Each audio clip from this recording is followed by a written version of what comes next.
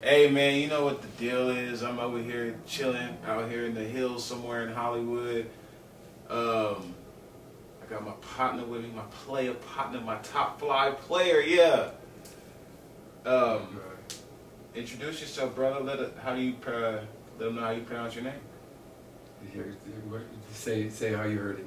So, I mean, what I refer to you, when I hit you as iAKOPO, Okay. but you was telling me that there's a greater way of pronouncing it. Yeah, so it's cool. Like Rihanna. Like either way, it's cool. Like it's a Samoan name, and it's spelled iAKOPO. So in English, people see it. They say iAKOPO, and it actually it's cool too because in Jamaica, they'll say Aya before anybody's name when they talk to you. It's kind of like a like saying what's up. Like if your name is Kopo, right, and then they'll say Aya Kopo. Okay, so Hefe, Aya Hefe. Aya Hefe, yeah. Aya. So yeah, they say that anyway. So in Jamaica, so it's cool, Yakopo, iAKOPO. Yeah. Got you. Okay, so man, let's just get to the beginning, and we'll take it from there. So, where are you from? Because you have a strong accent. Really? You have an accent. You're where are you from? Well, I was born in Orange County, California. Okay. And I'm what's the word I'm looking for? I'm national treasure of Samoa. National yeah, treasure. Yeah. I'm a national treasure, and I have diplomacy and from the government of Samoa. Okay. Yeah, so I was born out here, and I went to junior high school out here in the IE. That's what's crazy. Okay. Yeah, Nice. And Riverside, and I moved to Samoa as a kid, and there's a deeper story, that like I hope we're gonna be a part of, making the we've already shot like and I want to say right here off the top, like it's a different kind of interview that today. Like I'm chilling and relaxing, and we're actually being real with it, and Vibing. And yeah, talking more on a personal level, and getting to know me as an artist on a more personal level, So I'm gonna say that to everybody here. I know I'm lit as fuck off the block, but we spoke good here in California. So I grew up in Samoa. I grew up in Upolu, Samoa. It's an island down by Tahiti. Okay.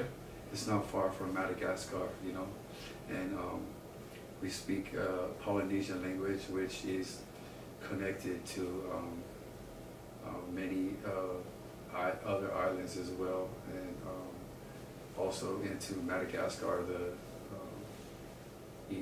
southeast island off of the coast of Africa, Southeast Africa, Madagascar. Yeah. It's the island down there at the bottom. Yeah. So they speak they got a dialect that's that I speak. So it's a very ancient. It's a very ancient culture and legend that have its roots. Yeah, definitely. So, when did you discover like your ability to make music, good music? Because a lot of people make music, not a lot of people make good music. When did you like say, you know what, I like doing music, I would just make this my focus? Because there's a lot of us that make music, but a lot of us don't make it our primary focus. Apparently, that's what you did, and it worked. Yeah. So when did you discover that? Like, well, as a kid, I was growing up, and my parents, listening to music, I had music that was my favorite music as a kid, young kid. I used to listen to, certain music that I really liked, and from 8 years old until like 12, I was taking piano lessons and performing, like playing piano is already like in my story with music. So I was learning and playing music and listening to it, singing in the church, and playing regularly on the piano.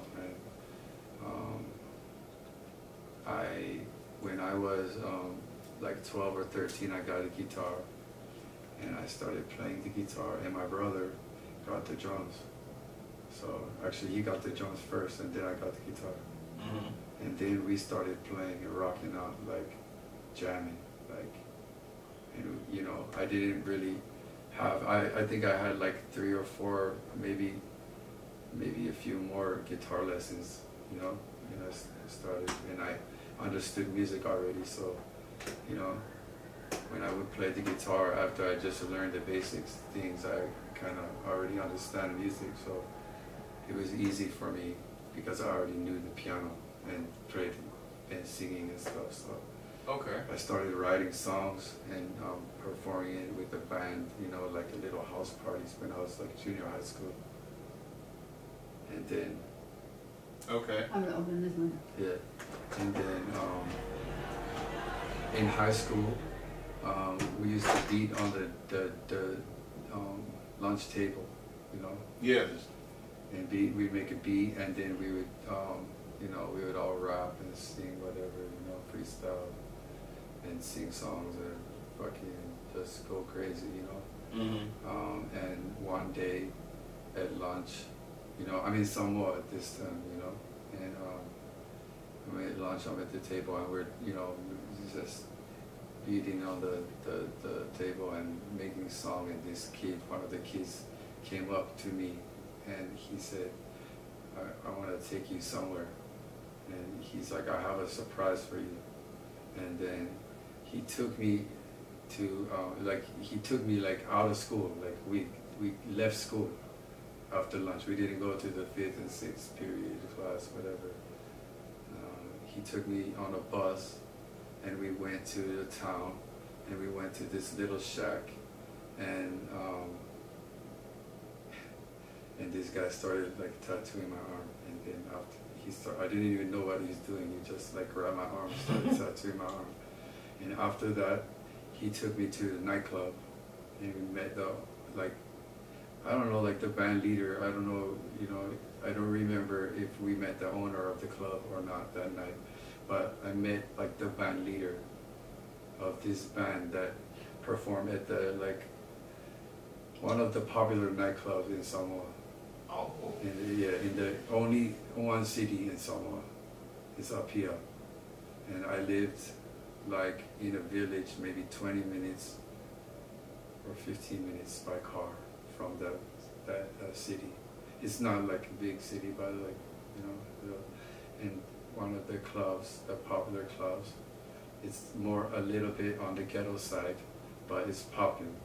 Mm-hmm. That was called Mount Vaya, and they asked me to join them in singing. And so Friday, Saturday night, they, instead of DJ, playing the popular music, it's a live band playing the popular music, whatever, top 40 and classic and old school shit, and they're rocking out. So as a kid, they asked me to join them when I was in high school, and so they already had singers. Everybody singing in a band too. And the homie that brought me, his name is Siosi Akele.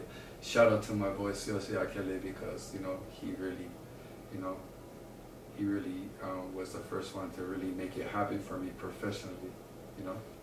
Okay. And so as a kid, I was performing Friday, Saturday night, making $30, $60 and a night, and then partying, drinking, and then so that's how I really started music. Okay. Yeah. I know it's a long answer, but I'm aware that this is the time and the chance to finally, open up. Yeah, because it's it's just most of the time it's so. So where your parents What are your parents' ethnicities, or like what are their backgrounds? Where are they from? Are they from Orange County? So, are they traveled or are so they yeah, travelers? I was adopted by a Samoan family in Samoa, and my birth family, my blood mom and dad, was from California, Orange County, and they're like, you know, like they're like German, and they're like European, you know, Okay. like that. And there's some like my third or fourth grandpa back is black, and my fourth or fifth. I don't know if it's my great great grandfather or great great great grandmother or both. Is like they have like some like 2 or 3 different tribes of Native American that Nice. did the blood test. Nice. You know? So and also genealogy. Oh yes, yeah. Yeah. So I was able to trace it, but yeah, they're like you know, and I think I'm just going, you know, like, you know, I'm like happy because I can kind of feel like now is the time that I can like talk more, like me like really get to know me instead of like, you know, Being a certain way because of like the time, or like yeah. I need to do this or do that. I feel like there's like, remember how we were talking before about like to me, the small details I pay attention to, and it's important to me. Like when I live my life in a way that's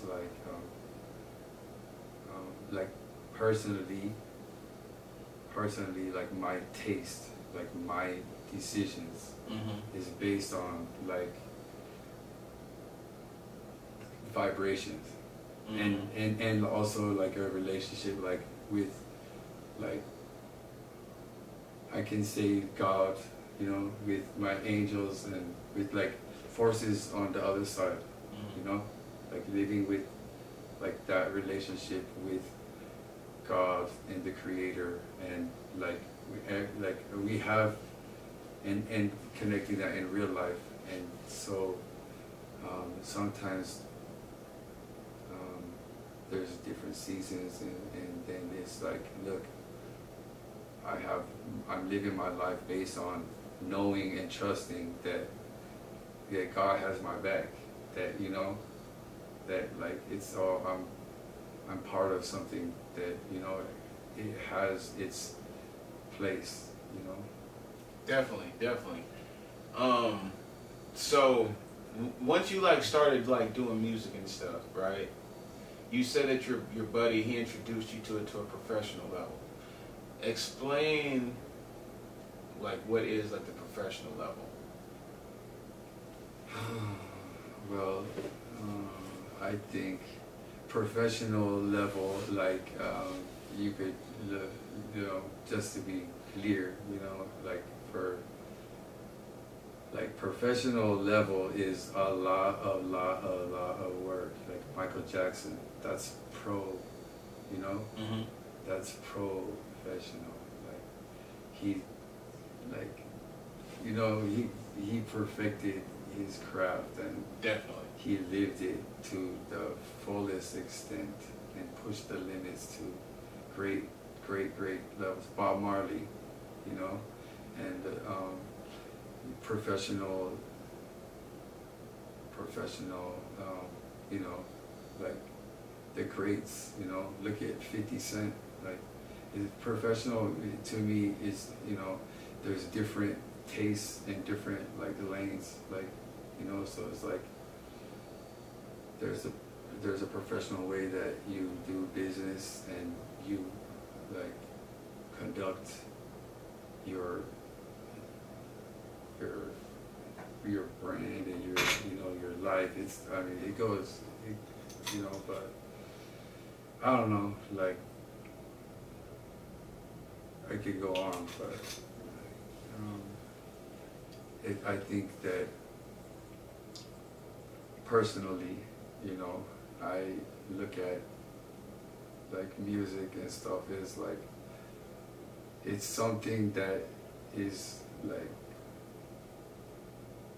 it's limitless. There's no like limits to what, it's like part of creation, you know, it's like that powerful. So it's something that is so powerful and so so many things at once that it's just like a preference of like taste and so many things, you know what I'm saying? Like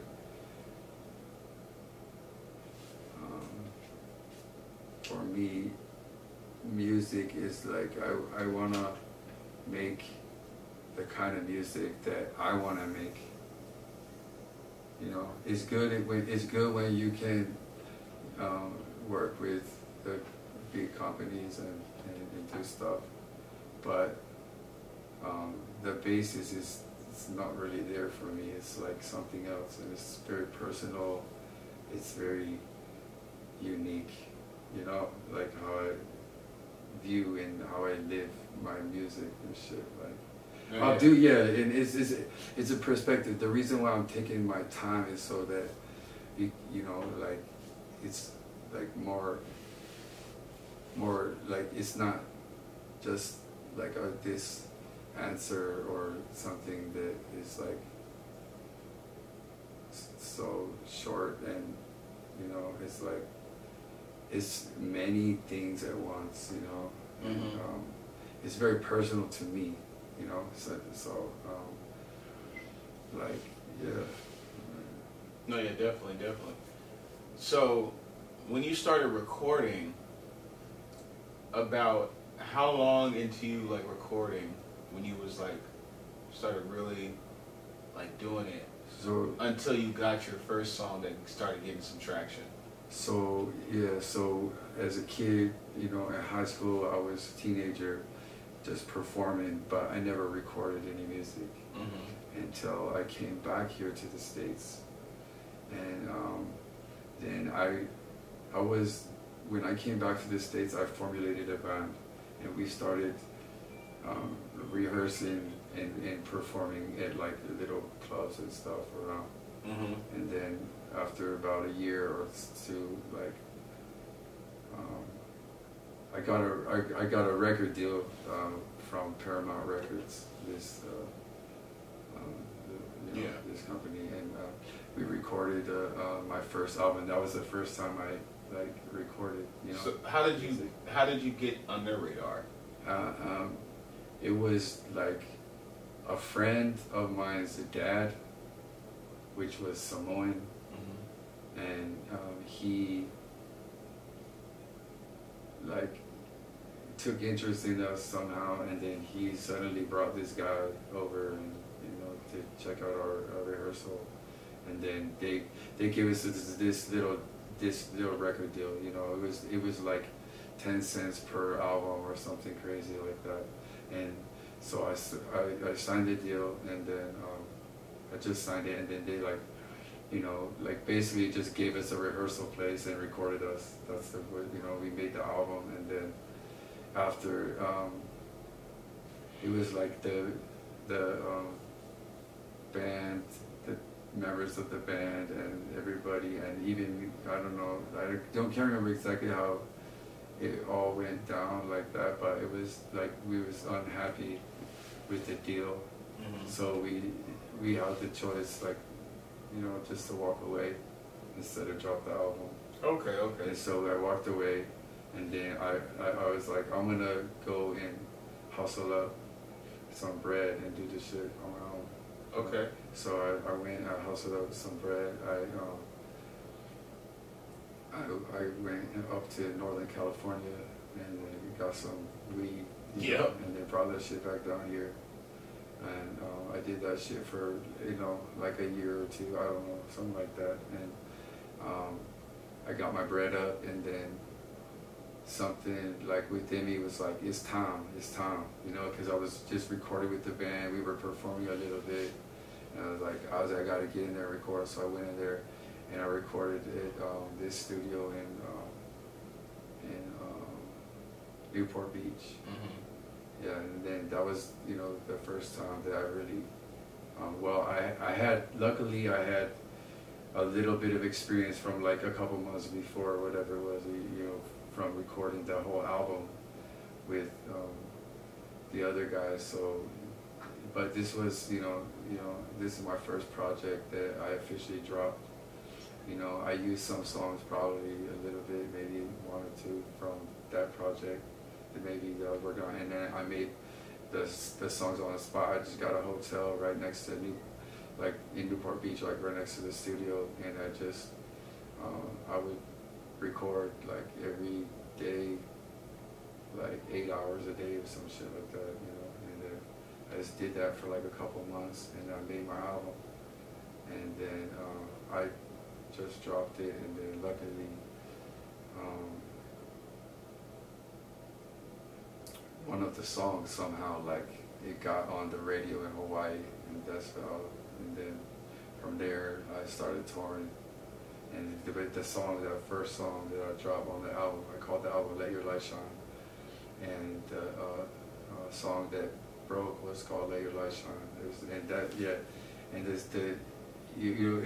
was something, bro. It's like, you know, that's why, like, I don't know, man, like, I just noticed that the times that shit really pop off, it's like there's something that's like pushing it. It's something that I'm seeing it, like I'm literally seeing it. Like the producer, his name was don't let me Tony Nigel. You know, I don't know if they're saying it's Nguyen, yeah, Tony Nguyen, this Vietnamese, right? Mm-hmm. And he told me, so we recorded that song, that my first song that blew up, like it blew up, like it literally, like underground, like you know, independent style, like it sold like 2.5 million downloads on iTunes, and that was when iTunes, when you was getting 99 cents, you know, $1.99 or whatever, you know. So when you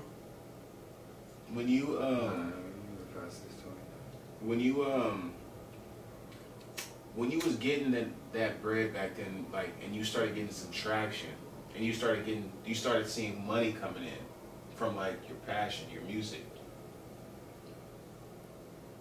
did you make frivolous purchases, or did you like save your money or stretch your money or invest your money? Like, what did you do?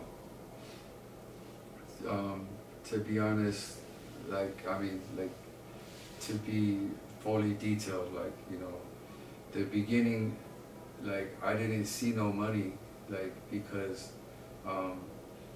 the song blew up, and then this record label signed me, you know, and they started putting me on tour and stuff, and they were selling my CDs. So at the very beginning, the big money, I didn't see it, and then it was like a year of touring, and I was like, you know, hey, like, what's good, break bread, like Jesus said. Yeah, and then he was like, you know, his name was Shai Morimoto was the manager's name. So I was like, yo, like, where's the bread? And then he basically like disappeared to Guam.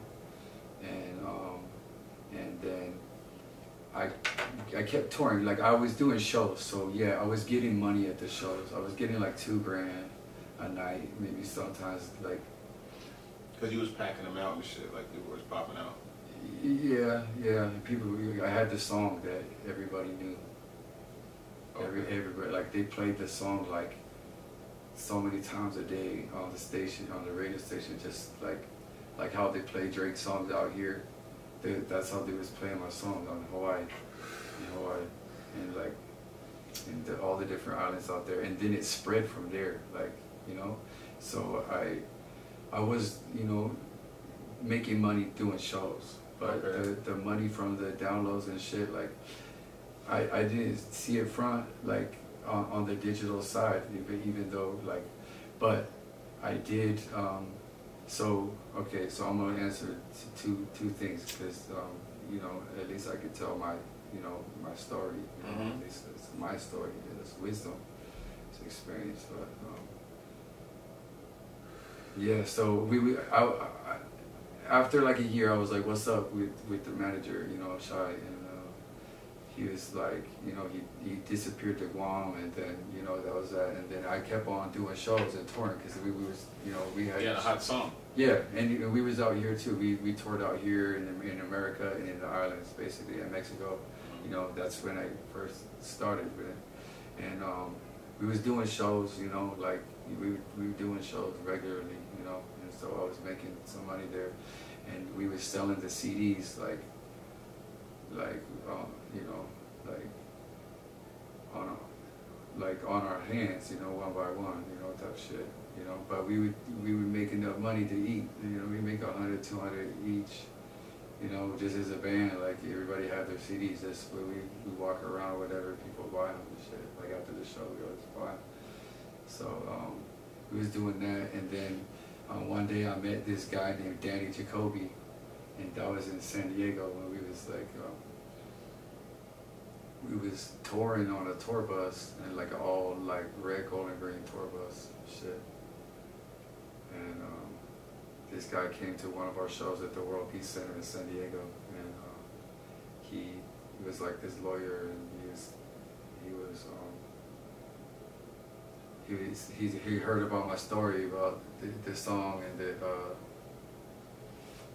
you know, I wasn't getting my money, and that he was like, "Oh, I can get your money for this," and he had like all these reports and like the sales of the song and shit. He's like, he pulled up the charts and everything. Like, he's like, "Look, you got like $2.5 million on this song," and I had a whole album. I had like another couple of songs that was, you know, they generated like, you know, like millions, you know, streams, and that's when. You know, that was, you know, and the albums was selling out in the stores too. Wow. And so he basically he made a contract with me, and he verbally promised. I didn't even read the contract. I was like, "Oh, you can get my money. I'm not getting this money. I might as well sign it and just, you know."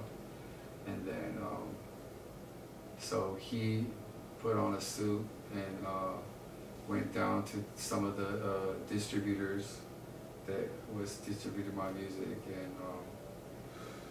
and was like, you know, pay me a check today, or I'm gonna, you know, fucking sue you. And it's just like, it's like, look, I know you've been selling all this shit without a contract from the owner of this music, so look, just cut me a little check today, and I'll, you know, I won't bother you. You know, so they were just cutting checks, and like on the spot, like, oh, there's a distribution company, yeah, a few, and then they were just signing because the other manager is just disappeared. He's just selling my music, right? And really? Yeah. So, and then this guy ended up attacking me, like he was a headache anyway, you know. But he was just, you know, somebody that didn't put money up, but wants to control the whole thing. You know what I'm saying? Yeah, he wants to be the chef in the kitchen, and he ain't do nothing. He ain't contribute. So once you started, so then I got away from him, and then I ended up, you know, getting a record deal years, like maybe 2 or 3 years later, about like that in Japan.